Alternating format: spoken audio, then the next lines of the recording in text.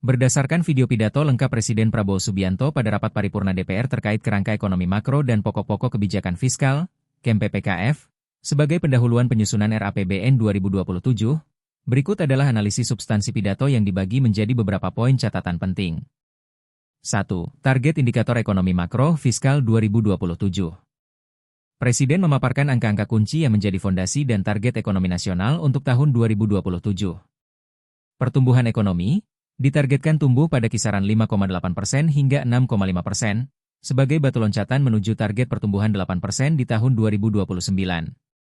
Pendapatan belanja negara, pendapatan ditargetkan sebesar 11,82%, 12,40% dari PDB, sementara belanja negara berada di kisaran 13,62%, 14,80% dari PDB. Defisit fiskal dijaga ketat di rentang 1,80% hingga maksimal 2,40% dari PDB. Nilai tukar rupiah diasumsikan berada pada rentang Rp16.800 hingga Rp17.500 per dolar AS, dengan penekanan pentingnya stabilitas moneter. Inflasi suku bunga, inflasi ditekan pada kisaran 1,5%, 3,5%, dan suku bunga SBN tenor 10 tahun dijaga pada 6,5%, 7,3%. Sektor energi, harga minyak mentah Indonesia, ICP, diperkirakan $70.95 barel, dengan target lifting minyak bumi 602.615.000 barel hari dan lifting gas 934.977.000 barel setara minyak hari. 2. Target kesejahteraan sosial, pengurangan kesenjangan. Presiden menegaskan bahwa pertumbuhan ekonomi harus berdampak langsung pada kesejahteraan rakyat, bukan hanya angka di atas kertas. Penurunan kemiskinan ditargetkan turun signifikan ke rentang 6,0% hingga 6,5%, pukul 11.57. Tingkat pengangguran diupayakan turun ke rentang 4,30%, 4,87% dengan meningkatkan proporsi lapangan kerja formal menjadi 40,81%. Rasio Gini, jarak antara yang kaya dan miskin diprioritaskan menyempit pada rentang 0,362-0,367. Kesejahteraan sektor spesifik, indeks modal manusia ditargetkan naik ke 0,575 dan indeks kesejahteraan petani didorong menjadi 0,8038. 3. Evaluasi sistem ekonomi kebocoran kekayaan negara, outflow of wealth. Presiden memberikan catatan kritis mengenai ketidaksesuaian trajektori ekonomi Indonesia saat ini. Paradoks pertumbuhan, Indonesia tumbuh 5% per tahun, total 35% dalam 7 tahun terakhir, namun kelas menengah justru menurun dan kemiskinan sempat naik.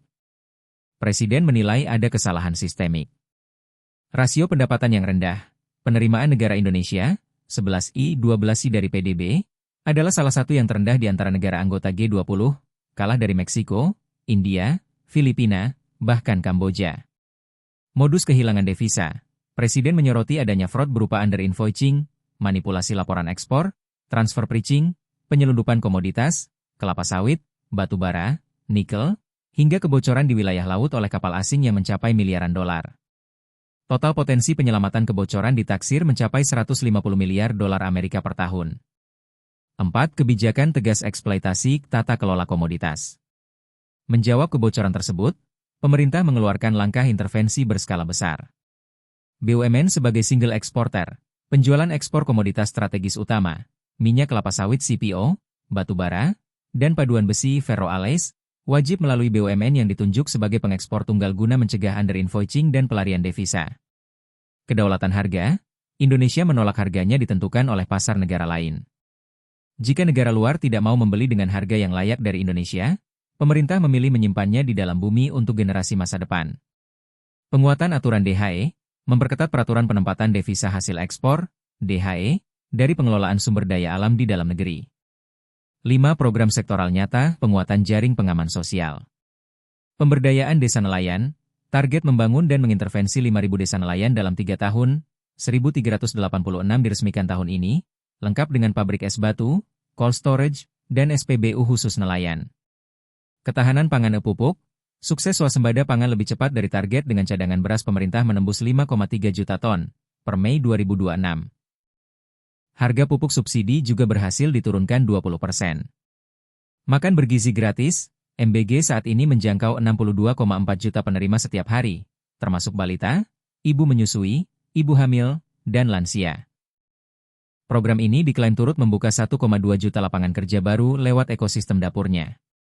Dana kedaulatan, dan antara optimalisasi Sovereign Wealth Fund Indonesia, Daya Anagata Nusantara, yang mengelola aset negara di atas 1.000 miliar dolar Amerika guna mempercepat industrialisasi dan hilirisasi. 6. Reformasi birokrasi, hukum, penggunaan teknologi canggih. Pemberantasan korupsi Pungli, menginstruksikan para menteri menertibkan birokrasi di bawahnya. Birokrasi tidak boleh mempersulit izin usaha, membandingkan dengan Malaysia yang bisa selesai dalam 2 minggu. Ditargetkan khusus reformasi pada sektor bea cukai. Pemanfaatan teknologi militer satelit, pemerintah akan memakai teknologi radar militer bawah tanah untuk memburu bunker persembunyian kekayaan hasil korupsi, serta pencitraan satelit pohon per pohon untuk mendeteksi perkebunan tambang ilegal di hutan lindung. Kesejahteraan aparat hukum guru, peningkatan gaji guru dan para hakim secara signifikan. Gaji hakim junior diklaim sudah di atas Malaysia, agar institusi bersih dari suap. 7. Mazhab ekonomi Pancasila, jalan tengah, sikap politik. Ekonomi jalan tengah, Indonesia menerapkan ekonomi Pancasila gotong royong, mengambil sisi positif mekanisme pasar, inovasi dan kompetisi swasta, namun mengombinasikannya dengan kontrol dan perlindungan kuat dari negara demi keadilan sosial. Apresiasi terhadap oposisi. Di akhir pidato, Presiden Prabowo secara terbuka mengapresiasi PDI Perjuangan yang memilih berada di luar pemerintahan untuk menjaga fungsi check and balances dalam demokrasi. Presiden berjanji tidak akan mendiskriminasi latar belakang politik dalam urusan pembangunan ekonomi ataupun pemenangan tender yang sah.